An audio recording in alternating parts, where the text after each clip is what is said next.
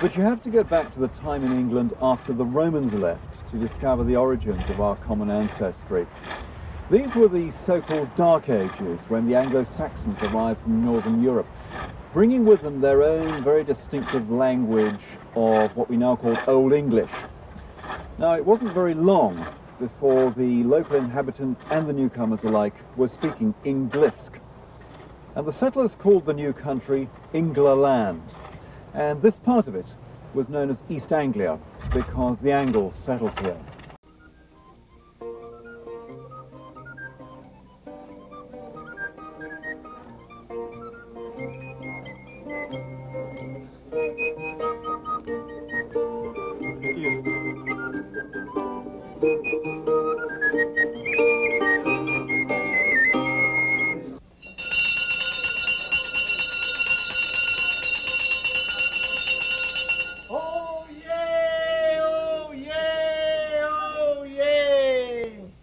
On this day in the year of our Lord, today sees York races and a wonderful day in the city of York.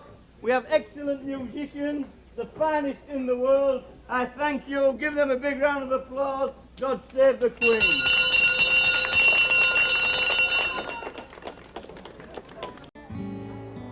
Make way for King Henry VIII of England.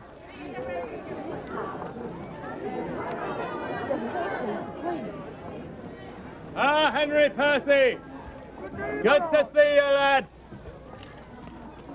You gonna fight today? I am, the Lord. Good.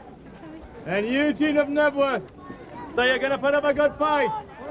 Defending oneself against the enemy is a skill which most of our ancestors must have had. It's a skill which the English perfected over the centuries. Fighting the king or queen and country is a skill which the English knight and his soldiers must have carried out with great skill and daring.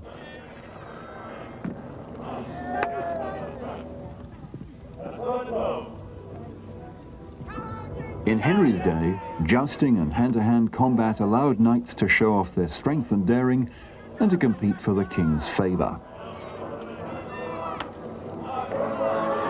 Disputes were frequently settled by the use of weapons like the lance and the broadsword.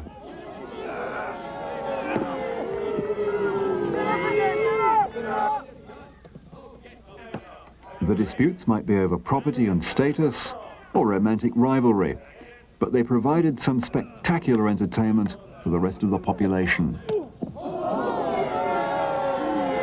There were problems though, particularly on a crowded battlefield, working out who was who, when a lot of the people were wearing heavy helmets and visors. This tradition of gentility continued into Elizabethan times. Some would say it was the most gracious age in English history.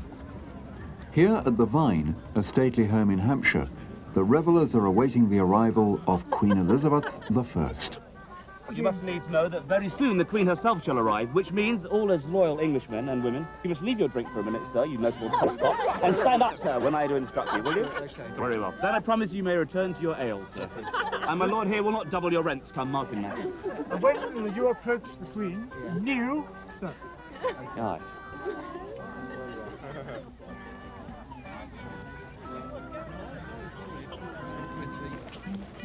The entrance of the Queen, attended by her loyal courtiers, put everyone on their best behaviour.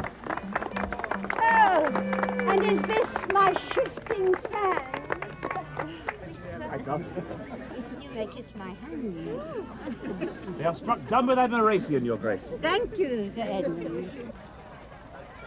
As night falls, the entertainment on behalf of the royal visit gets decidedly more adventurous.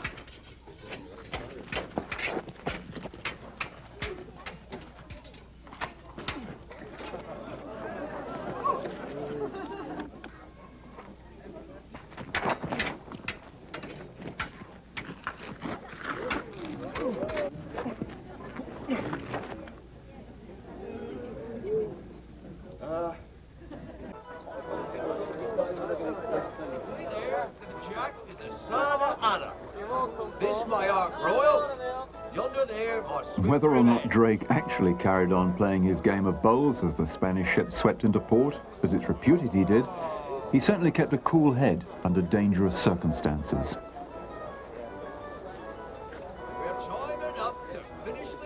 What we do know is that his daring tactics aboard the lighter English ships soon defeated the unwieldy Spanish galleons. Today, England still celebrates her most famous novelist. Here at Dickens' birthplace in Rochester, Kent, his wit and sharp eye for detail are recreated each year at the Dickens Festival.